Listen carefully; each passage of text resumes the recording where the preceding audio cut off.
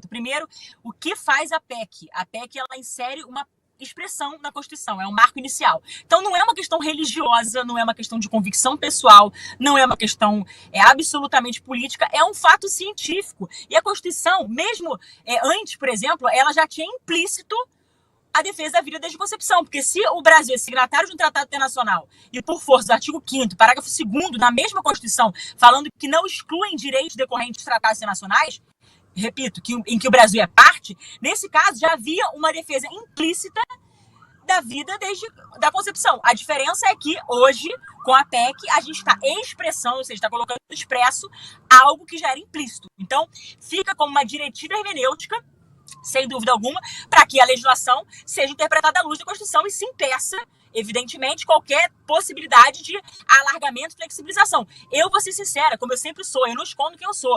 Eu não quero ocultar nada, não. Tem gente que gosta de ocultar, inclusive, seu intento criminoso de matar bebês no ventre. Não é meu caso. Aqui é muito simples. Eu sempre falei que sou radicalmente contra o aborto em todos os casos. Por quê? Porque eu defendo que, primeiro, a gente combater, no caso do estupro, exemplo, o aborto, ele não vai combater o estupro.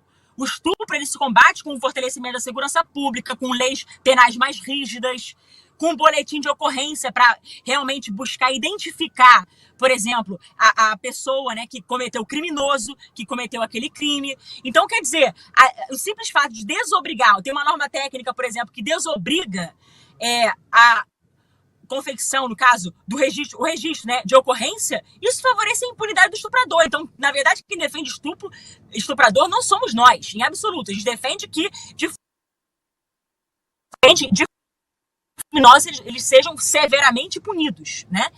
E, obviamente, não tem a criança no ventre, que não tem nada a ver, que não cometeu crime algum, que não tem a ela que responder com a própria vida, sendo que sequer o criminoso respondeu, né, com pena capital. E aí é muito interessante a gente observar, por exemplo, a hipocrisia do outro lado, que gostam de colocar a alcunha de PEC do estuprador, na verdade são eles que defendem saidinha, né, para criminosos, defendem que a mulher não tem que fazer o boletim de ocorrência, isso só favorece a impunidade do estuprador, e por aí vai. E aí rotulam de fundamentalista religioso, né? Só para tentar desqualificar e descredibilizar o debate. Agora eu pergunto, um caso concreto aqui, vamos fazer uma análise de caso concreto. Por exemplo, uma mulher, quando ela é vítima de violência, no caso ela sofre um estupro, e aí, por exemplo, o marido vai ao encalço do estuprador. E aí, por exemplo, hipoteticamente falando, o marido vai e mata o sujeito, né? O criminoso. Que crime é esse? É o crime de homicídio, certo? É o crime de homicídio. E no caso, por exemplo, esse crime de homicídio que a gente está falando, por mais que a gente possa discutir atenuante por conta de ser por violência, motivado por violência e emoção, é um crime de homicídio. Agora, engraçado, no caso do aborto, por exemplo, ali é um homicídio também. Só que é contra uma criança que não tem voz para se defender.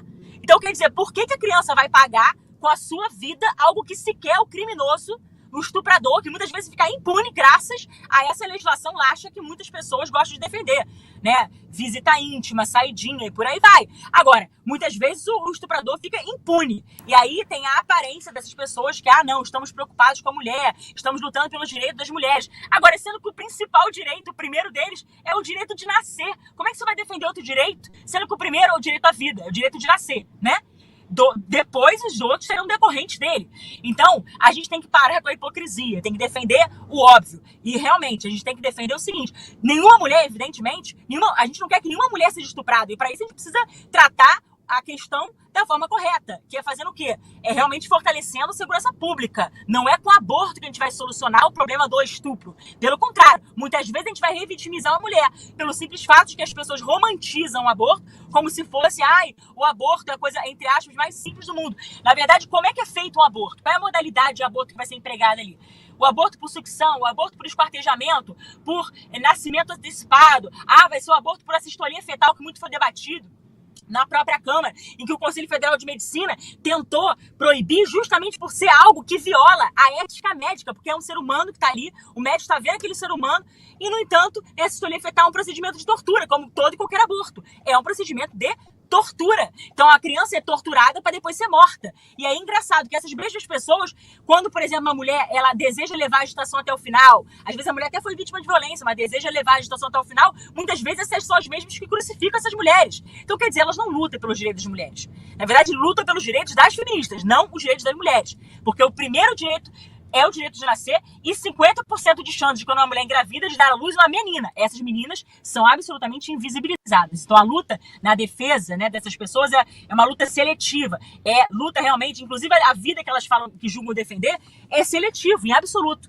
Né? Então eu não defendo, em hipótese alguma, que uma criança possa, com a sua vida, responder por um crime que não cometeu, e digo mais, pagar com a sua vida por algo que realmente é crime de terceiro, sendo que o próprio estuprador, muitas vezes, graças a realmente a essa legislação, muitas vezes, que tem aí, conta com os votos favoráveis dessa galera, de saidinha, né, de legislação penal mais branda, muitas vezes o estuprador fica impune. Então a gente tem que tratar as coisas da forma que elas... E quanto à PEC, quem me dera, sinceramente, quem me dera se revogasse, sim, porque eu defendo que a gente tenha trazes pelo nome, né? Isso aqui não tem gente que gosta de jogar com a questão da sensibilidade, querendo jogar com sentimento. A gente tem que jogar com a racionalidade. E a gente tem que observar o seguinte: a gente precisa proteger as meninas todas, a pequena e a grande, a que está dentro do ventre e a que está fora do ventre.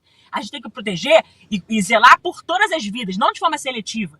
E repito, não vai ser com o aborto que vai se penalizar, que se vai se responsabilizar e que se vai combater o estupro. Né? Então a gente tem que observar as coisas. Da minha forma, por exemplo, o risco de vida da mulher. O risco de vida da mulher nem precisaria estar posto no artigo 128 do Código Penal. Porque ali no artigo 128 do Código Penal, a gente tem, por exemplo, não se pune. Portanto, é uma excludente de punibilidade. Certo? Agora, quis o legislador ordinário, por exemplo, né, em 1940, ele quis, né, colocar não se pune para garantir uma isenção de pena por política criminal. Agora, o aborto continua sendo um crime no Brasil. Agora, esse pessoal quer o quê? Quer alargar para além do que já está posto. Né? E aí, por exemplo, há uma excludente ilicitude que é justamente o estado de necessidade. Então, num real risco de vida da mulher, é o estado de necessidade, que aí não necessariamente precisa constar ali no 128. E a anencefalia não quer dizer que é uma eugenia mesmo institucionalizada.